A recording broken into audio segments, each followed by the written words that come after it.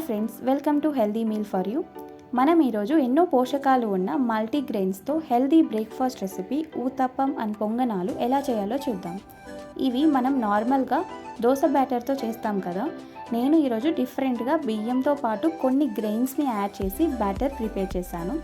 Dosa batter అయితే తెల్లటి బియ్యం, అందులో కార్బోహైడ్రేట్స్ తప్ప ఇంకేమీ ఉండవు అండ్ డయాబెటీస్ వచ్చే ఛాన్సెస్ ఉంటాయి రెగ్యులర్గా తెల్లటి బియ్యం పిండి దోశలు తినడం వల్ల. అందుకే తక్కువ క్వాంటిటీలోనే బియ్యం యాడ్ చేసి మిగతావి రిచ్ న్యూట్రియంట్స్ ఉన్న మల్టీగ్రెయిన్స్తో ఈరోజు ఊతప్పం అండ్ పొంగనాలు చేస్తున్నాను. ఇదే బ్యాటర్తో మీరు దోశలు అండ్ ఇడ్లీలు కూడా వేసుకోవచ్చు. సో లేట్ చేయకుండా వీడియోని స్టార్ట్ చేద్దాం. ఒక గిన్నెలో ఈ గ్లాస్తో 1 గ్లాస్ రైస్ తీసుకోండి. నేను నార్మల్గా సోనా మసూరి రైస్ తీసుకున్నాను. ఈ ప్లేస్లో మీరు కావాలంటే రేషన్ బియ్యం లేదా బ్రౌన్ రైస్ కూడా వాడచ్చు. నెక్స్ట్ 1 గ్లాస్ పొట్టు మినపప్పు వేసుకోండి, లేదంటే నార్మల్ మినపగుండ్లు కూడా వాడచ్చు. నెక్స్ట్ 1/2 గ్లాస్ రాగులు, 1 గ్లాస్ జొన్నలు, 1/2 గ్లాస్ పెసళ్ళు, 1/4 గ్లాస్ శనగపప్పు, కొద్దిగా మెంతులు వేసుకోండి. ఇక్కడ నేను 1 గ్లాస్ రైస్కి 3/4 వరకు గ్రెయిన్స్ అనేవి యాడ్ చేశాను. మీరు ఇవే కాకుండా కావాలంటే మిల్లెట్స్ని కూడా యాడ్ చేయొచ్చు. ఇప్పుడు వాటర్తో ఒక 2 to 3 టైమ్స్ బాగా క్లీన్ చేసి మినిమం 8 అవర్స్ నాననివ్వండి. 8 అవర్స్ తర్వాత మిక్సీలో వేసి చాలా ఫైన్గా గ్రైండ్ చేసుకోండి.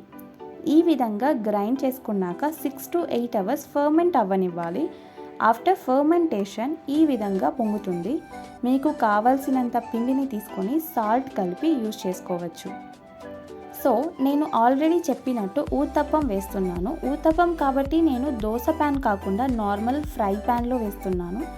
ప్యాన్ హీట్ అయ్యాక ఊతప్పం వేసుకొని అందులో కొత్తిమీర, ఆనియన్స్ అండ్ క్యారెట్స్ వేసుకొని లైట్గా ఆయిల్ వేసుకొని 2 వైపులా లో టు మీడియం ఫ్లేమ్లో రోస్ట్ చేయండి. హై ఫ్లేమ్లో పెట్టకండి. హై ఫ్లేమ్లో పెడితే ఊతప్పం లోపల ఉడకదు. సో ఫైనల్గా పల్లీ చట్నీతో సర్వ్ చేసుకుంటే tasty and healthy uttapam ready. And ఇప్పుడు అదే పిండితో పొంగనాలు వేశాను. బ్యాటర్లో కావాల్సినంత ఉప్పు వేసుకొని ఆనియన్స్, క్యారెట్, పచ్చిమిర్చి, కొత్తిమీర వేసుకొని బ్యాటర్ ప్రిపేర్ చేసుకొని ఇలా పొంగనాలుగా వేసుకోండి.